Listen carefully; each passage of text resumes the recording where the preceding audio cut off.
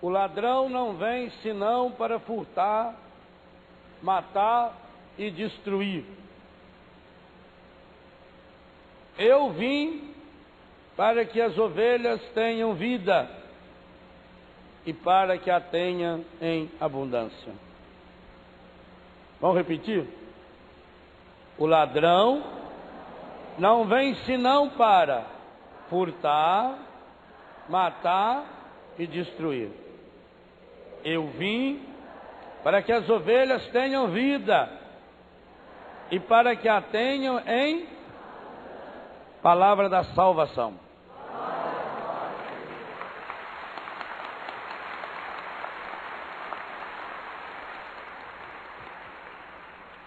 O tema desse acampamento de cura interior vai na essência do que é a cura interior e daquilo que nós precisamos fazer para encontrá-la nessa trilha de Deus.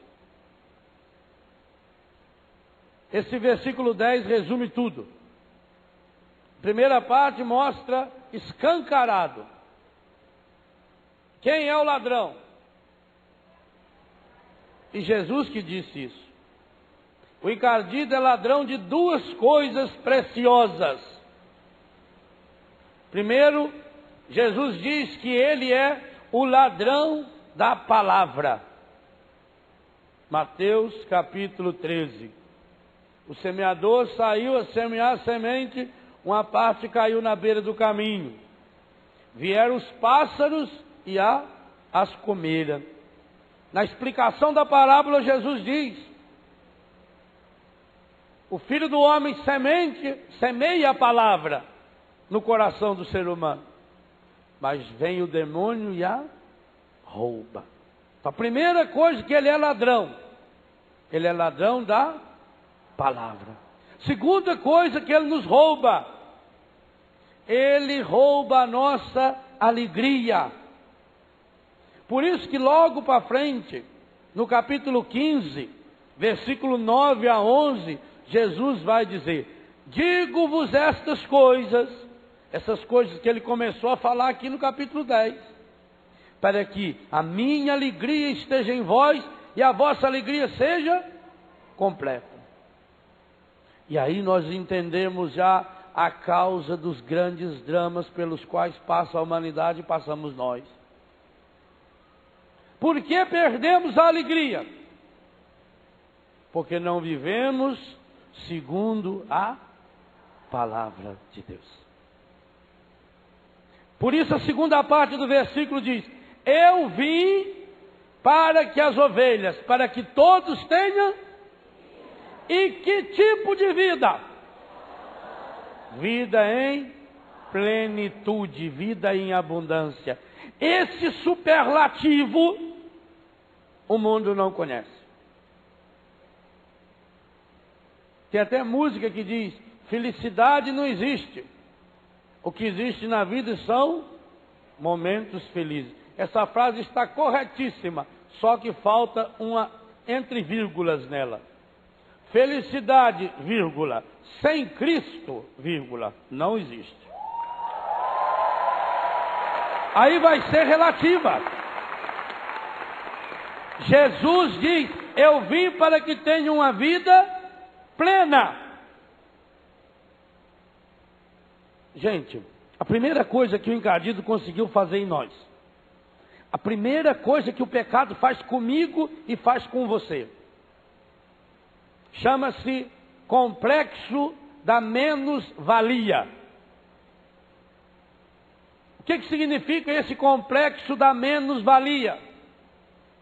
Eu não sou nada. Eu sou um coitadinho. Tudo na minha vida vai mal. No começo é assim, depois piora. Você não é o primeiro, nem é o último. O encardido quer fazer você pensar que você é coisa ruim, coisa pequena, coisa que não vale nada. Por quê? Não valendo nada, você se vende por qualquer preço. Quando tem sobrando, o preço cai. Quando a pessoa acha que ela não vale nada, então ela se vende por qualquer coisa. Nesse livro que eu estou lançando nesse acampamento, na Trilha da Cura, eu cito de passagem uma cena que sempre me chamou muita atenção quando eu morava em Curitiba e precisava ir, por exemplo, à rodoviária de Curitiba. Eu ia sempre de ônibus. Então descia no ponto do ônibus e caminhava a pé até a rodoviária. E naquela rua que vai para a rodoviária, durante o dia, está cheinho de prostitutas, prostituídas, em fim de carreira. E elas ficam na beira da rua se oferecendo por R$5, por R$2. Aquela cena daquelas meninas prostituídas se vendendo a preço de nada é a imagem do que o encardido faz conosco. Ele quer que você acredite que você não tenha valor. Ele quer que você acredite que você não é nada. Ele quer que você acredite que você nasceu para viver uma vidinha qualquer, para se contentar com qualquer coisinha. Para mim, qualquer coisinha está boa. E isso está errado. Quando Deus me inspirou a fundar a comunidade de Betânia, e isso desde o primeiro dia, por isso que eu digo, eu não li em livro nenhum isso não. Isso foi inspiração que Deus deu direto ao meu coração. Desde o primeiro dia, a primeira coisa que nós fizemos foi fazer uma casa muito bem feita, muito bonita, projetada. Juscelia, a nossa engenheira, bolou tudo direitinho. No dia da inauguração, as camas estavam arrumadinhas, o lençol colocadinho, o travesseiro novinho, limpinho. Por quê? Porque íamos receber ali um filho de Deus. É Jesus que vem até nós. Na minha casa ninguém dorme no chão, não. Se não tem cama, então, qualquer lugarzinho para o meu filho está bom. Não. Pode ser que para o seu filho qualquer lugarzinho esteja bom. Para um filho de Deus, não. Tem que ser o melhor. Para Deus, ou eu dou o melhor ou eu não dou nada. Não é assim? Porque a primeira coisa a fazer é ele acreditar que ele vale alguma coisa. O que o pecado vai fazendo comigo e com você? O pecado vai fazendo a gente acreditar: eu não valho nada, eu não presto para nada. Quem sou eu? Quem sou eu? Eu estou perdido no meio do mundo. Eu não sou importante. Eu não presto. Eu sou fraco. Gente, há uma mensagem subliminar que está gravada no coração da humanidade pelo encardido, que significa assim: eu sou fraco. E nós acreditamos nisso. Porque eu acredito que eu sou fraco, eu deixo me amarrar por qualquer coisinha que não presta. Qualquer pecadinho de nada me prende. Qualquer cigarrinho me prende. Jesus diz: eu vim para que tenha vida. Então vou dizer uma coisa com tristeza para você. Muitos de nós aqui, que estamos vivendo uma vidinha vagabunda, não pertencemos a Jesus Cristo. É uma ofensa para Cristo nós cristãos dizer que pertencemos a Ele e continuarmos vivendo como se tivéssemos a marca registrada do encardido. Ou eu descubro em mim a plenitude dessa vida, e Jesus veio para nos dar a vida em plenitude. Paulo, aquele que fez a grande experiência de Jesus como o homem que curou a sua vida, aquele que pôde dizer, Gálatas capítulo 2, versículo 19b, 20, já não sou eu quem vivo, é Cristo que vive em mim. Paulo chega a essa conclusão: Deus quis nos dar em Jesus Cristo, Efésios capítulo 1, a plenitude da vida. E por que Jesus pode me dar a plenitude da vida? Colossenses capítulo 1 e depois o capítulo 2, versículo 19 também. Porque Cristo é a plenitude de Deus. Cristo tem a plenitude da vida. O encardido só pode fazer nos pequenos porque ele não tem coisa grande. Aonde que o encardido mora? Como é que chama o lugar que ele reside? Como é que chama o condomínio dele? Inferno. Da onde veio essa palavra inferno? É de cima? Inferno. Inferior. Por isso que ele gosta de complexo de inferioridade. Pessoa que tem complexo de inferioridade é a pessoa que carrega um pedaço do inferno dentro do próprio coração. E vai se sujando, e pior ainda, já vai antecipando esse inferno em vida. Jesus diz: eu não vim dar coisa pouca para você. Se você veio a esse acampamento para pedir umas coisinhas de nada para Deus, aproveita que tem ônibus aí mexendo ainda e já vai embora. Ou você veio atrás de uma vida plena. Agora, tomara que vocês aplaudam com o mesmo entusiasmo a hora que eu começar a falar o preço dessa vida. E eu vou falar. Não tem jeito. O Senhor me falou muito ao coração na preparação desse acampamento. Uma das coisas que o encardido está fazendo, meus irmãos,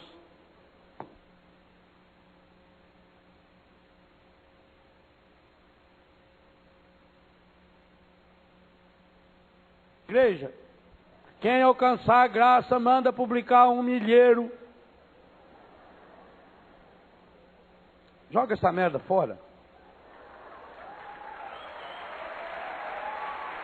Deus não precisa que você publique nada. Essas oraçõezinhas mágicas. E tem gente indo para o inferno acreditando nisso. Porque começa a achar que cura interior é coisinha à toa, é um momento assim emocional, onde eu fico muito comovido.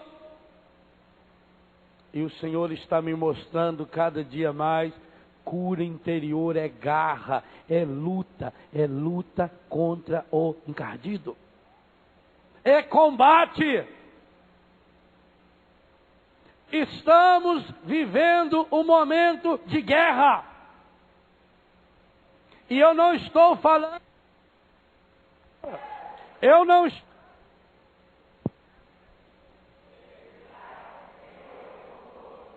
Bendita sois vós entre as mulheres. Bendito é o fruto do vosso ventre, Jesus. Santa Maria, Mãe de Deus, rogai por nós, pecadores, da nossa morte. E eu não estou falando na guerra que pode acontecer dos Estados Unidos contra o Iraque. Não estou falando da guerra que está acontecendo na Terra Santa, embora essa tenha na minha concepção, tenha um pedaço dessa história também. Eu estou falando de uma guerra que está acontecendo, o campo de batalha é a nossa casa, é o nosso coração. E nós estamos vendo rastros dessa guerra. Porque a arma que o encardido está usando não é avião, não é bomba atômica, é uma bomba muito pior.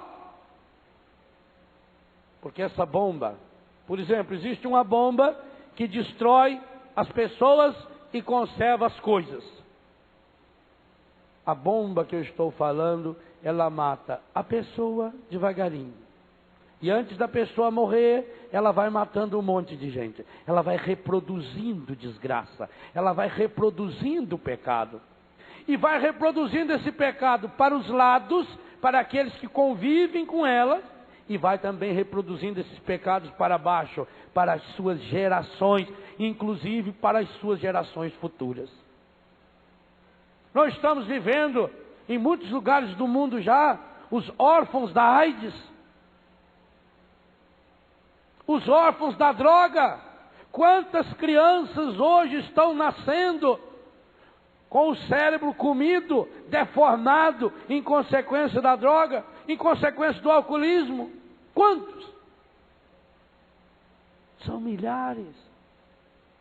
Mas como falaram para nós que a cura interior é uma oraçãozinha dessas correntezinhas vagabundas que existem por aí, onde você aprende a decorar uma frasezinha e reza uma ou duas vezes e o problema está resolvido. A gente acredita nisso, passa, lambuza uma espiritualidade falsa.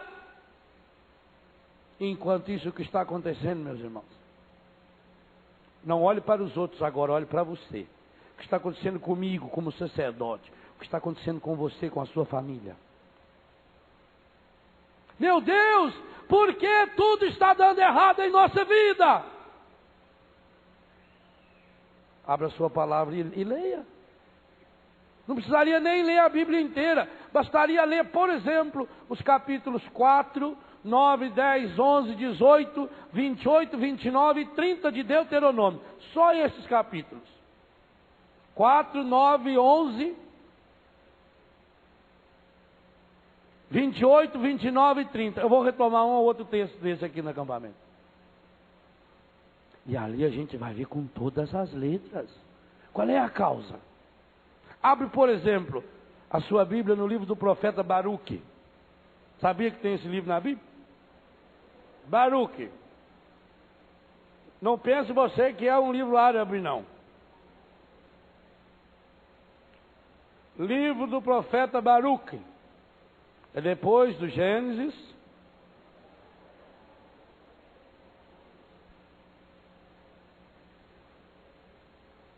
Capítulo 4.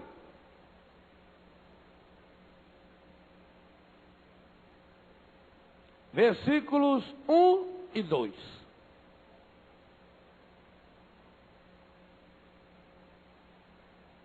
Aquilo que o profeta aqui chama, já no capítulo 3,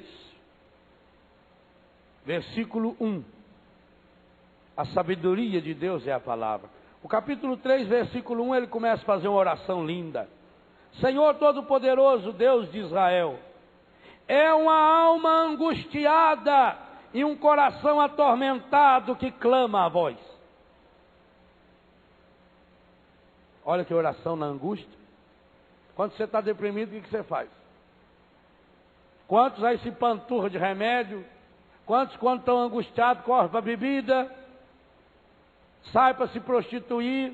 Tem gente, quando está angustiado, sai para a rua para fazer compra. Eu tenho que comprar umas coisas, senão não melhoro. Aí compra, fica devendo, piora a angústia ainda mais. Senhor Todo-Poderoso, oração de cura interior, capítulo 3, versículo 1. Deus de Israel, é uma alma angustiada, um coração atormentado que clama a vós. Escutai, Senhor, tem piedade. Por quê? Porque nós temos o coração angustiado e a alma atormentada. Porque pecamos contra vós. Deus de Israel, na outra página. Escutai a prece dos mortos de Israel, dos filhos daqueles que pecaram contra vós, que não atenderam a voz do Senhor, seu Deus, e por isso foram levados à desgraça. Olha aqui. Palavra que mineiro não gosta de falar, mas está aqui. Não atenderam a voz do Senhor, seu Deus, e por isso foram levados à desgraça. Por que que as coisas não estão dando certo na minha vida? Por que que a igreja está sofrendo o drama da pedofilia de sacerdotes e bispos? Porque tantos religiosos estamos vivendo nossa vida religiosa de qualquer jeito. Porque tantas famílias destruídas, o desquite, o divórcio, o aborto.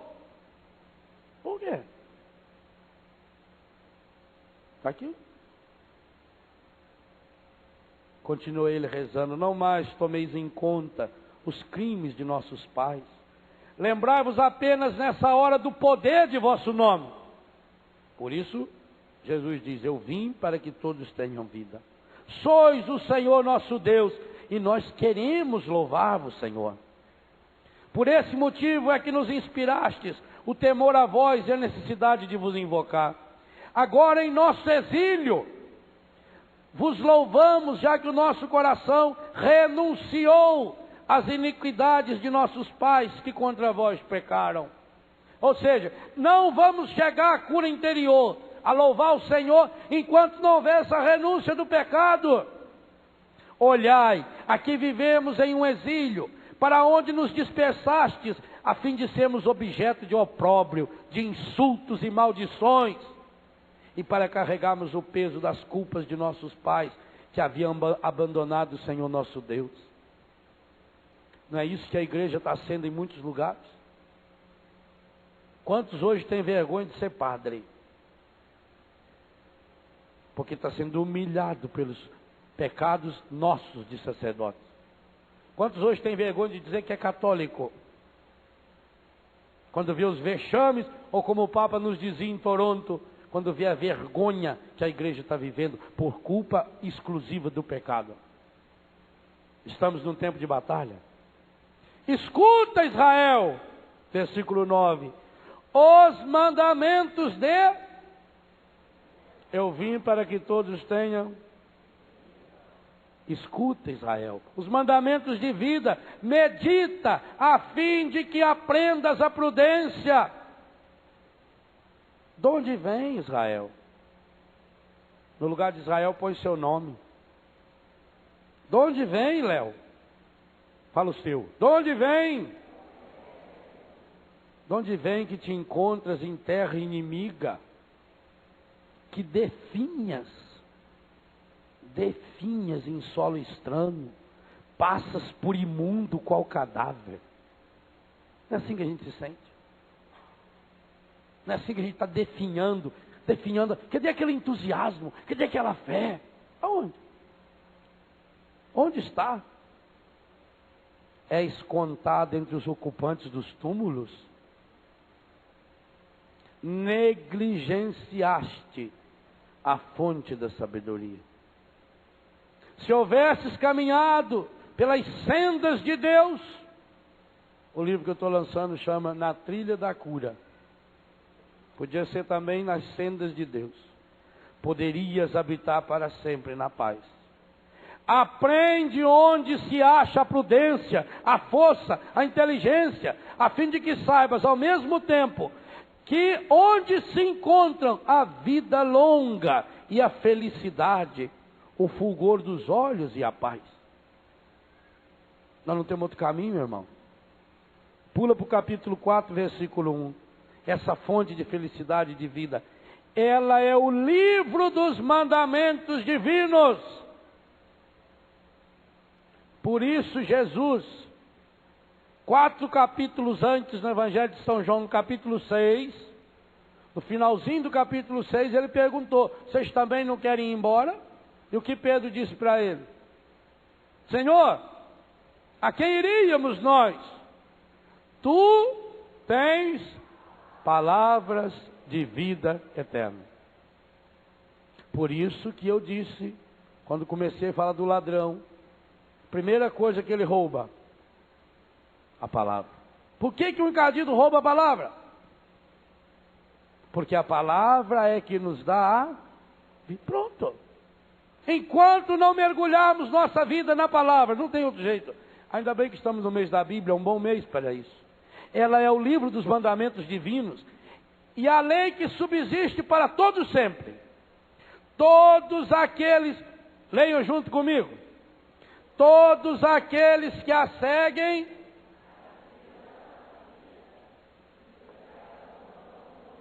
pronto, pode só parar nesse versículo. Todos aqueles que a seguem adquirirão a... E os que a abandonam?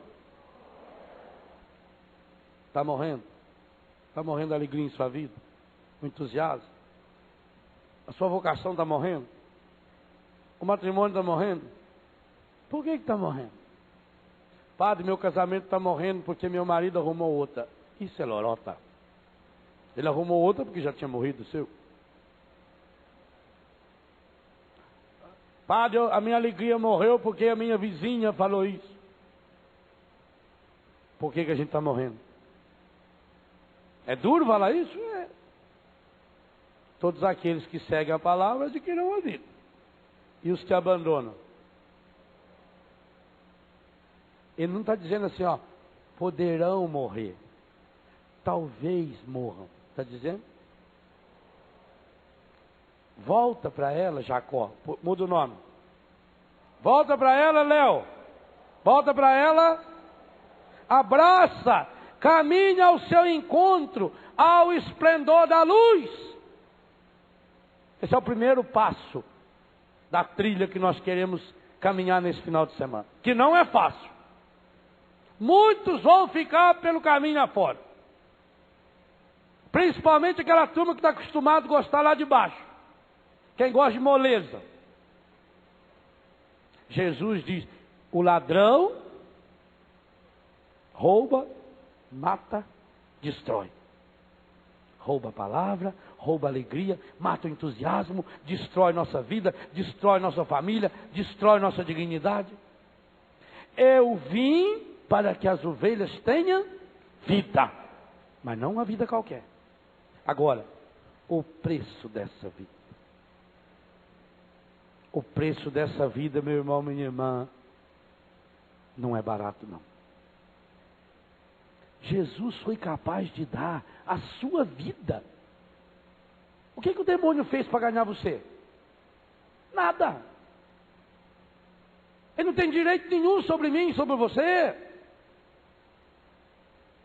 Mas o caminho para essa vida é um caminho difícil. Então eu quero pedir muito a Deus essa graça de a gente se convencer de uma coisa: nós estamos em batalha.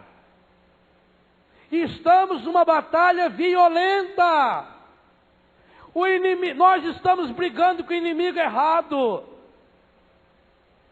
Tem gente brigando com o irmão, tem marido brigando com a mulher, tem padre brigando com o leigo, leigo brigando com o padre, freira brigando com a superiora, irmão de comunidade brigando com o irmão de comunidade. Nós estamos brigando com o inimigo errado.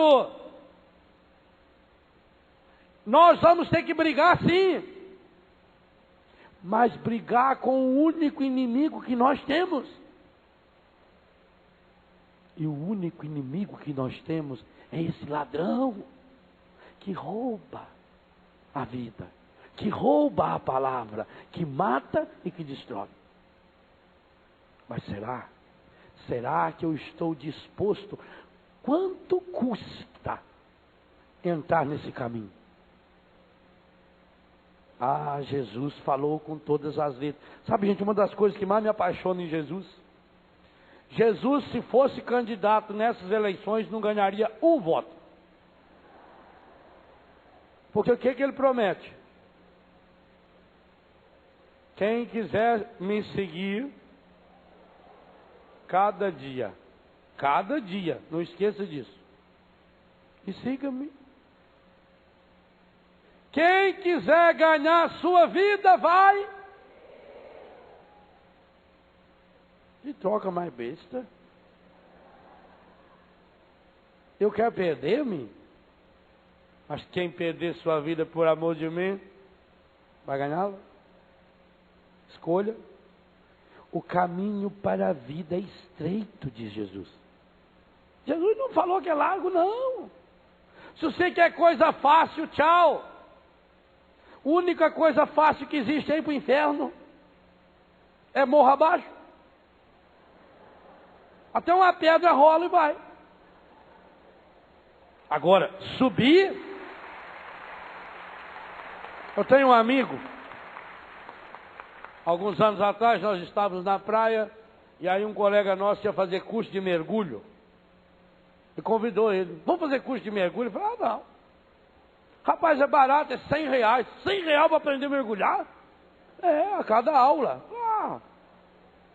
Eu sei mergulhar desde criança. Você sabe mergulhar? Sei. Eu não sei é voltar do mergulho. Mas mergulhar? Tem uma pedra, você mergulha. Joga ela, ela mergulha. Cura interior é você voltar do mergulho com pedra e tudo. E digo uma coisa a você. Às vezes, você chega esfolado. Mas às vezes é preciso esfolar mesmo. Para sair aquele sangue podre que foi acumulando. para sair aquela sujeirama? Jesus diz, o caminho é estreito. Será que você está disposto? Ou nós queremos a vida da facilidade? Ah, eu queria alguém que pusesse a mão na minha cabeça. Aleluia. Ai, passou. Jesus libertou, saiu tudo. Não é Jesus? Não é? Nós vamos ter um momento aqui que nós vamos pegar qual foi a oração de Jesus. Ixi. Mas ele avisou desde o começo. Quem quiser ser meu discípulo, quem quiser ser um homem ou uma mulher de coração curado, tome cada dia a sua cruz e siga-me. Fácil? Não. É muito difícil. Muito difícil. Qual é o preço? O casal vivia que era uma maravilha. O homem era bilionário. Não é milionário. Quando ele casou, ele foi ficando milionário. Ele perdeu um pouco do que tinha, mas depois recuperou. Bilionário. O homem era riquíssimo. Esse homem era colecionador de obras de arte. Ele comprava obras que custavam $500 mil. Coisa de louco. Ele tinha as estátuas, tinha aqueles quadros imensos. Ele tinha cópia autêntica dos girassóis de Van Gogh. Era bom. Um pedacinho do cascalho que espirrou do joelho de Moisés quando Michelangelo deu uma martelada e falou: "Para!" O homem era rico.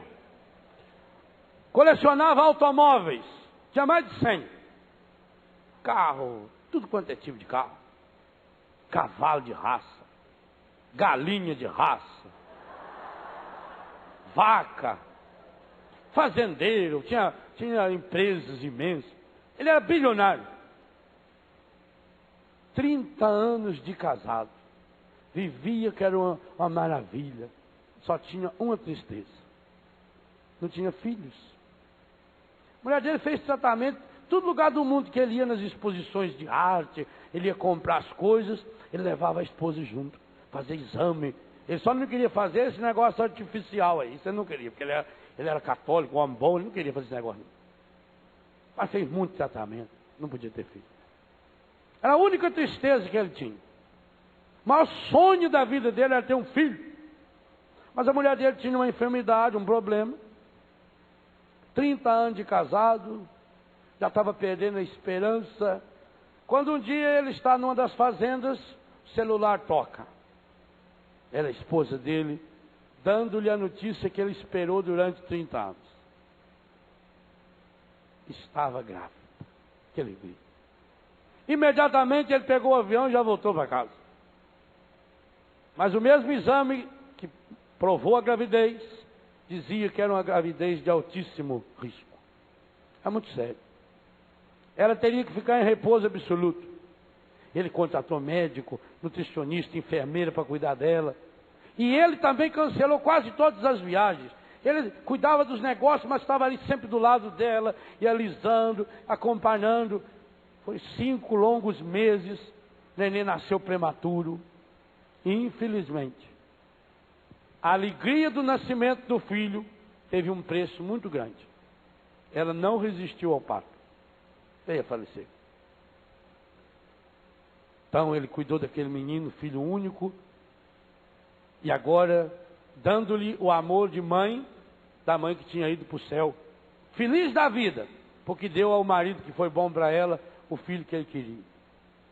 O menino começou a crescer, sempre junto com o pai. O coitado do rapazinho era feio. Feinho mesmo.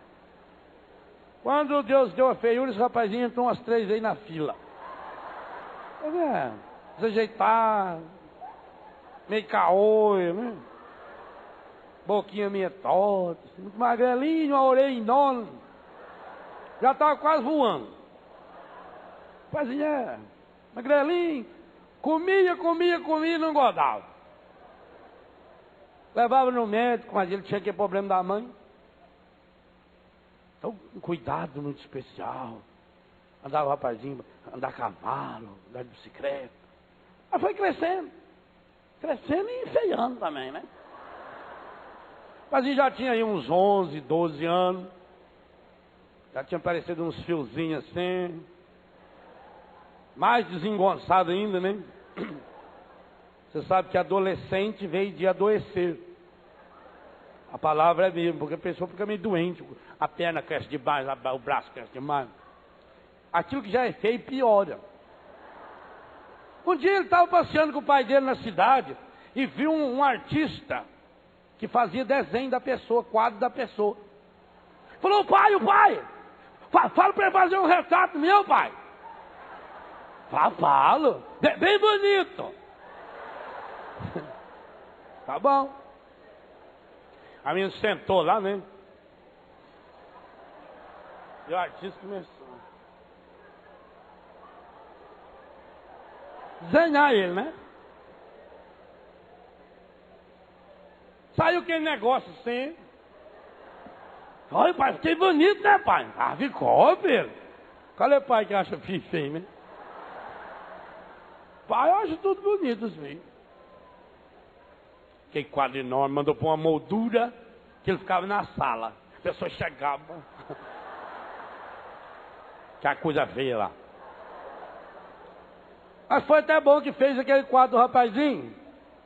Porque passou um tempo, a doença do rapazinho piorou. Morreu. Aí, a vida daquele homem não teve mais sentido. A esposa que ele amava, morreu. Menininho, ele foi dando a troncheza nele. Foi ficando desanimado. Já não comia direito. Deprê. Não queria tomar remédio. Pouco tempo também. Acabou a família. Não deixou herdeiro, nada. E aquela fortuna?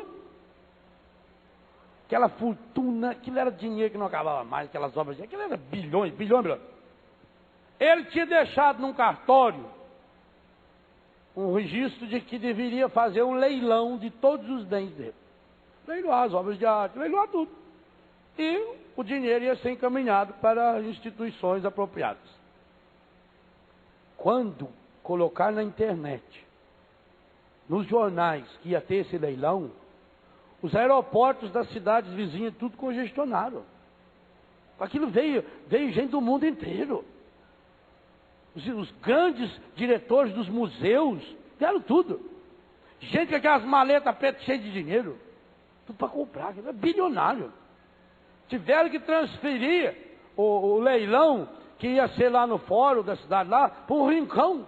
Que não cabia, tinha gente lá para fora, tinha gente lá para trás, para todo lado tinha gente. Que lotado. Mais de 10 mil pessoas. Uma loucura. E lá no palco, assim, as obras de arte. O pensador estava lá, que quadro imenso. Depois tinha a listagem dos automóveis que iam ser leiloados. A listagem dos animais de raça. Era gente de tudo lado. Quando deu a hora certa, o homem deu uma teladinha. Silêncio que vamos começar o leilão.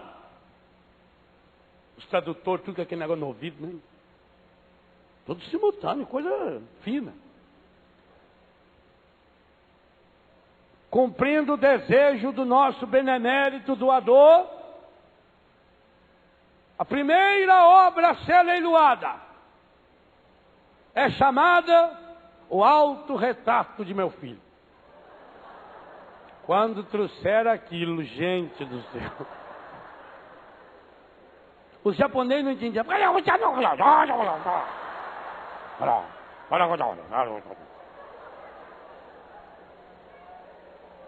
O povo começou a xingar os árabes. Medonho, coisa feia. Joga fora! Silêncio! Primeira obra a ser leiloada. Qual é a primeira oferta? 0. Primeiro lance. Quem quer arrematar a obra alto, a monumental obra, alto, excepcional, nos dois sentidos, obra do meu filho? Ninguém. Que zum, ele esperou calmar. A obra que está em leilão, o autorretrato do meu filho. Alguém está interessado nessa preciosidade? Lá no meio uma velhinha levantou a mão. A senhora, eu quero comprar. Ah. E quanto que a senhora oferece? Oferece que jeito? Tem que pagar. Ah, tem que pagar.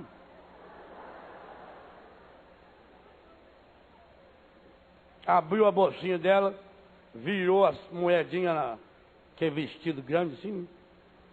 Os rapazinhos até ajudou ela a contar ali as moedas. R$4,73. Tudo que ela tinha. Ela falou, eu dou R$4,73. Falou, primeiro lance, R$4,73. Quem dá mais? Vende logo essa porcaria. Mas, senhora, por que a senhora desejaria arrematar esse quadro? A senhora não tem perfil de colecionadora? Não, é que eu trabalhava na casa do menino. Eu fui muitos anos. A mãe do menino é a minha comadre. É muito boa para nós, o compadre é muito bom. Esse menininho, quem tratou dele fui eu. O umbigo dele caiu na minha mão. Eu que dei baninho nele, porque a comadre veio a falecer, né? Eu que fiz as papinhas para ele. Agora, esse rapazinho que eu não fiz para mim. Amava esse menino. Muito dentinho, muito fraquinho, né?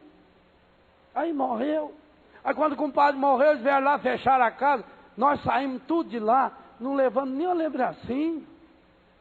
E aqui me deu uma troncheza, tristeza, pensei, agora diz que vai ter o leilão, vou lá, quem sabe eu ganho alguma coisinha, né?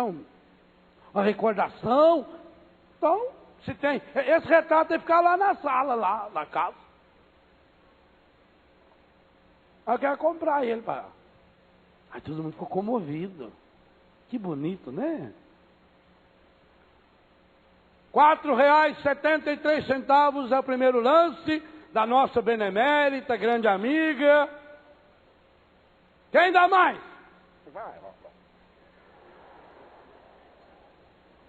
R$4,73. Dou-lhe uma. R$4,73. Dou-lhe duas. R$4,73. Dou-lhe três. O quadro é da senhora. Vem levantou, veio com o dinheirinho na mão, o povo aplaudindo. Quando foi entregar o quadro, tinha grudado nas costas do quadro um envelope amarelo, lacrado. Ao entregar, o juiz mandou que abrisse aquele envelope. E aquele envelope era um papel timbrado, registrado em cartório, tudo com testemunho, onde dizia, esse é o meu testamento. Todos os meus bens, tudo que eu tenho, minhas obras de arte, fazendas, empresas, automóveis, animais, tudo que eu tenho, eu desejo que seja dado gratuitamente à pessoa que arrematar o quadro, o autorretrato do meu filho. Tudo.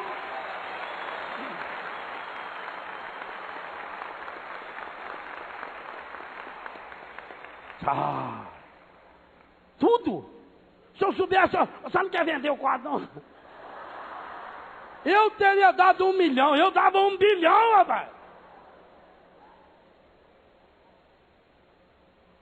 E aquele povo foi levantando. Se eu soubesse.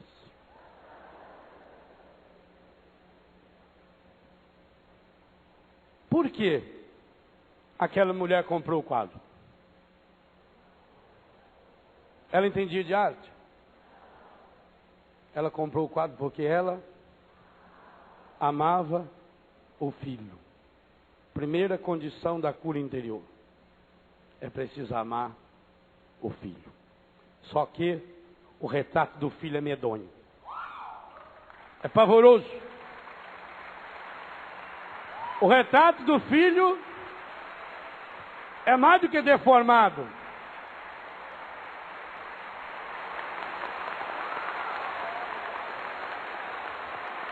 Não foi feito por um pintor.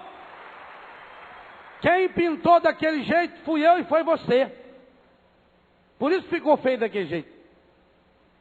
O quadro do retrato do filho é deformado. É medonho. É fedido. As pessoas passam e não querem ver. Mas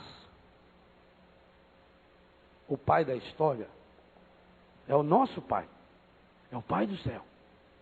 E Ele não é só dono de obras de arte, dono de terra, não. Ele é dono do mundo inteiro e ainda tem o reino do céu. Tudo isso. Para mim e para você.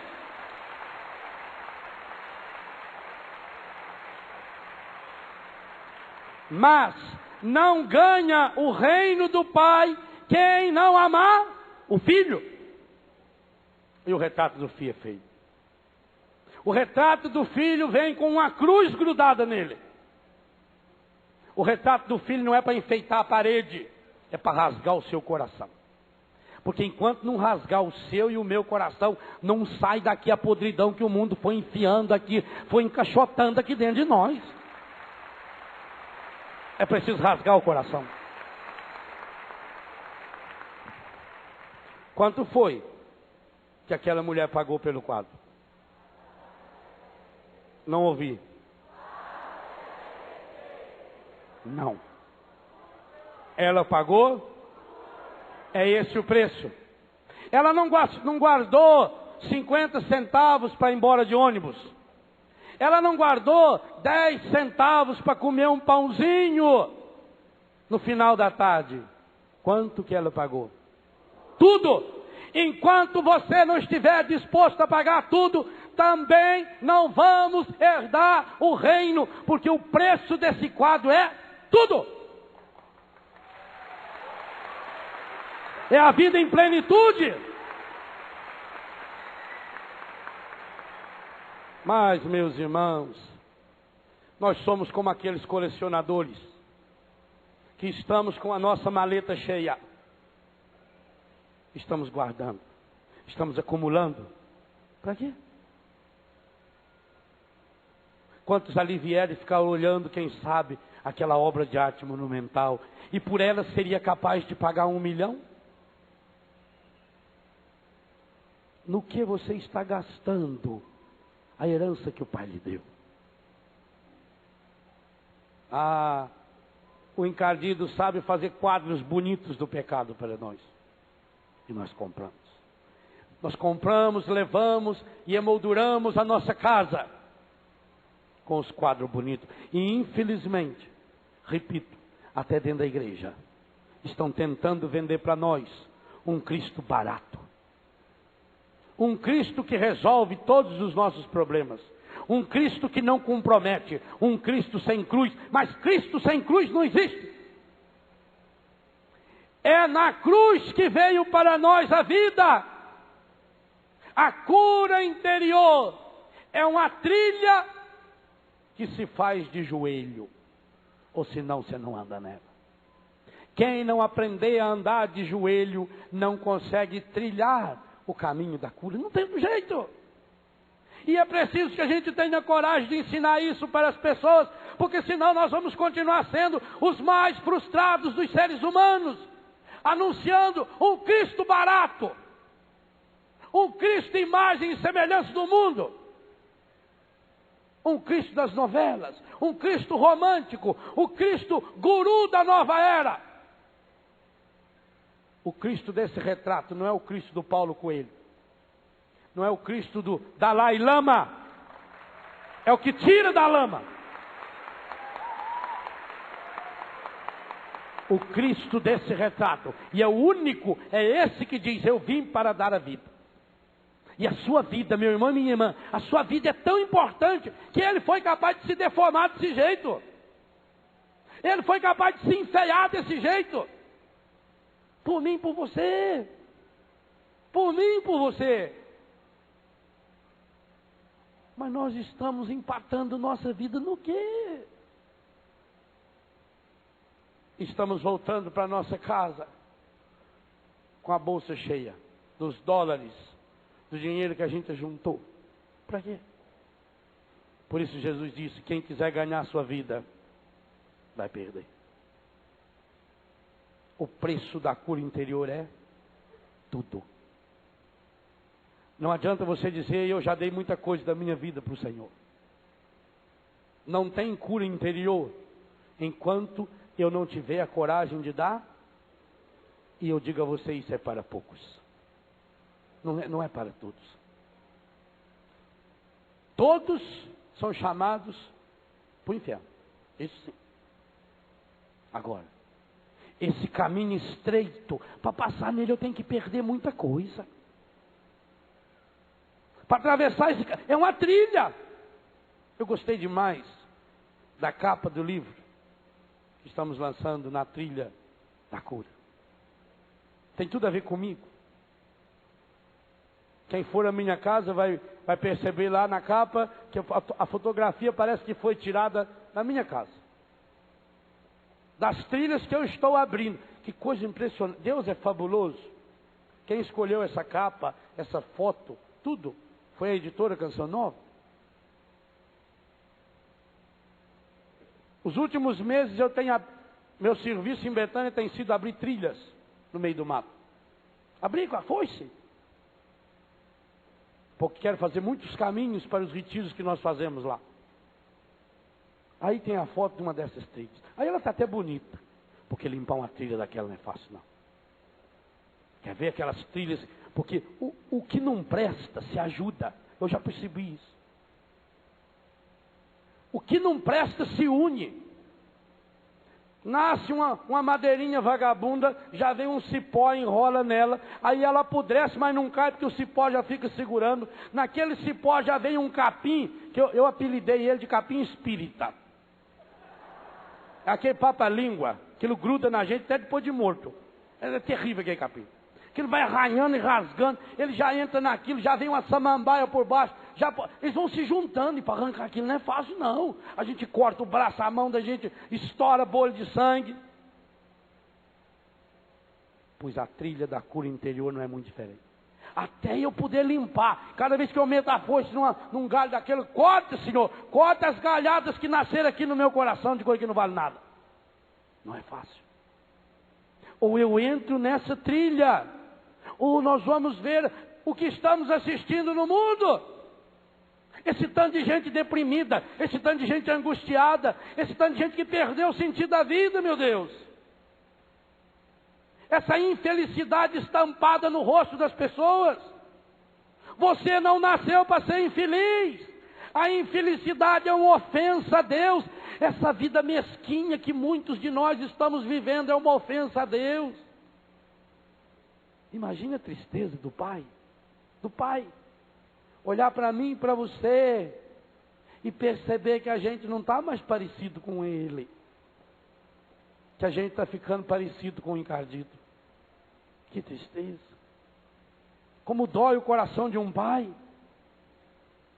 Mas o nosso Deus, Ele é capaz de transformar até o mal em nossa vida em bem. Nós temos um postulante em Betânia, ele vai se casar no final desse mês e vai se consagrar também. Usuário de droga há muito tempo. Então ele tinha desenhado no braço, na perna, uns demônios, que foi feito com tatuagem. Tatuagem não tem jeito de tirar. E aí, vai fazer o quê? Dom Wagner, o bispo de Guarapuava, é o que orienta ele. Chegaram a uma ideia muito bonita. E eu me apaixonei quando vi agora as tatuagens dele. Aqui está agora o Pai, o Filho e o Espírito Santo. Estampado. Igualzinho Isaías diz que nós estamos tatuados na mão de Deus. A Trindade está tatuada. E aonde tinha aquele dragão da morte, ele tatuou por cima daquilo um São Bento, com toda a força de Deus expulsando esses demônios. Aí eu entendo o que é cura interior. Deus, o nosso Deus é capaz de fazer isso, de encobrir. Agora, pergunte para ele, doeu muito mais essa nova tatuagem do que a antiga. Teve que cavar muito mais profundo para encobrir aquela. A cura interior dói, meu irmão. Não pense você que dá de fazer cura interior com você anestesiado. Não dá. Cura interior não dá de fazer anestesiado. Porque o coração está tão inflamado que não pega anestesia nenhuma. Se você não estiver disposto, se você não estiver disposta a sangrar, a fazer calo, se não na mão, ao menos no joelho, você não vai caminhar na trilha da cura. Quanto custa o retrato do filho?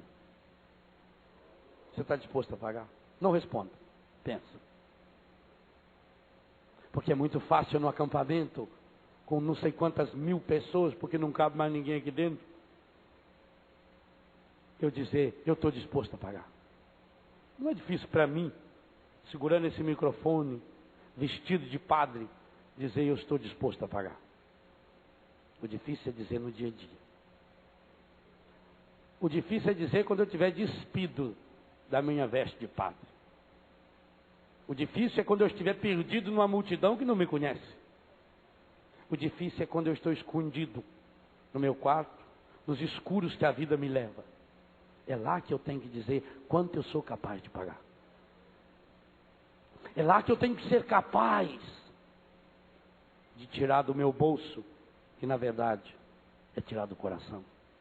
A cura interior começa quando eu abro a sacola do meu coração, aonde eu estou acumulando tanta coisa, e despejo aos pés daquela cruz.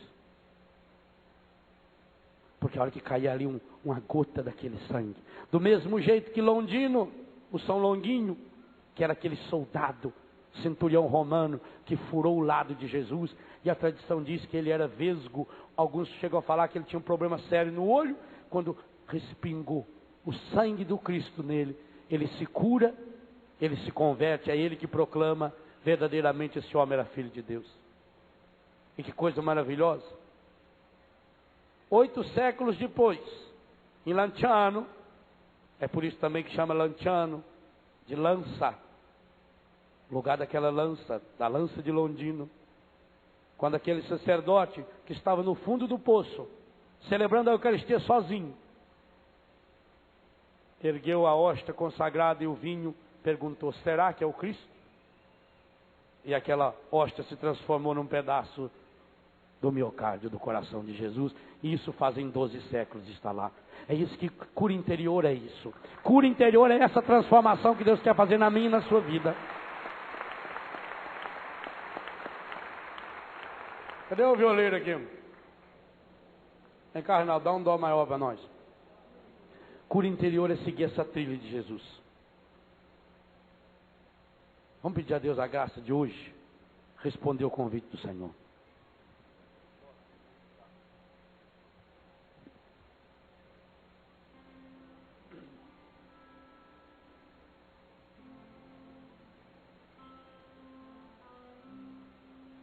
Alguém chama,